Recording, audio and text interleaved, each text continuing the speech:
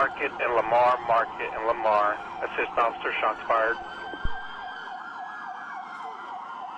Code 3, stay off the radio, officer down.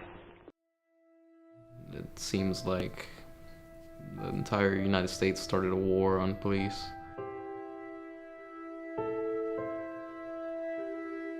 It's been hard to see officers die. We're under attack.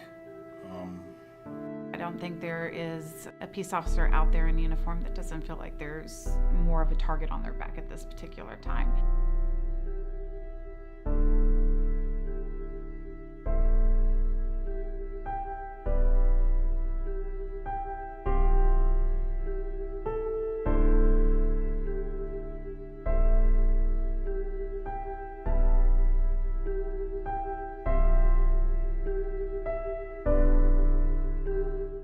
My name is John Gomez. I've been a police officer for about a year. I've been in law enforcement for about 4 years. My name is Chris Carlson. I've been a police officer for approximately 24 years. My name is Cynthia Adair, and I've been a police officer since 2010. The hardest part of being a police officer is The criticism that police officers get nowadays. The ridicule you can take if you make a mistake. knowing that you can't be everywhere that you need to be to help the people that you might need to help. The hardest part is knowing, most of the time when you get a call, people don't want you there, and you do not feel welcome at all.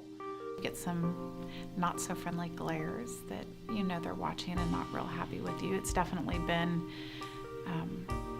you feel it, you do feel it. You're usually there when something bad happens. You're not there when something good happens.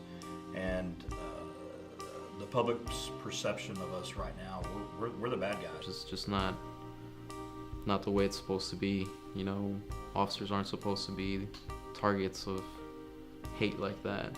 We're the good guys, and unfortunately, nowadays we're looked as if we were the bad guys.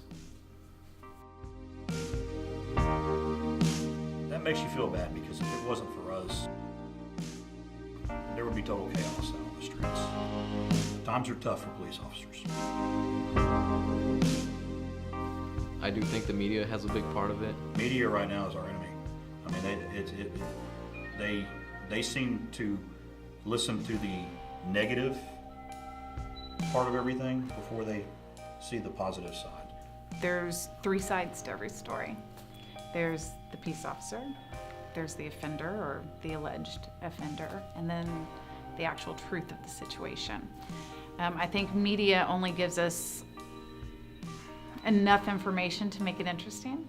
We're only getting bits and pieces of those clips. We don't necessarily understand or know the entire story. A lot of the times they alter, news, and they do it just for ratings, and they don't realize that by putting out information that is not true, they put us at risk, they put lives at risk, they can entice riots, they have a lot of power. I believe that we're being found guilty by the media before we're ever able to tell our side of the story. Take a step back and be careful not to judge what you don't necessarily understand at the time. There are good and bad in every profession, including peace officers. Not everybody honors their badge the way that they should. And those people should actually be held accountable and not wear that badge. A lot of people don't know everything that we have to take into consideration when we deal with people. Safety is a main concern for us. When you're in a given situation and somebody isn't complying with a directive, we don't know what's in that pocket. We don't know what's in that car door. We don't know. We have to make a potentially life-altering decision within seconds. And we're not always right, of course, but we certainly try. I go home and I cry. I go home and I take medication. I go home and I hurt. I go home and I'm a dad. I go home and I'm a husband. I go home and I'm a son. And I do everything that they do. The only difference is I put on this uniform during the day and I have to try to make things right.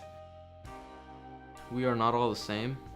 We may wear the same uniform, you know, wear the same badges, but we are all individuals. You can't judge us all by the actions of a few.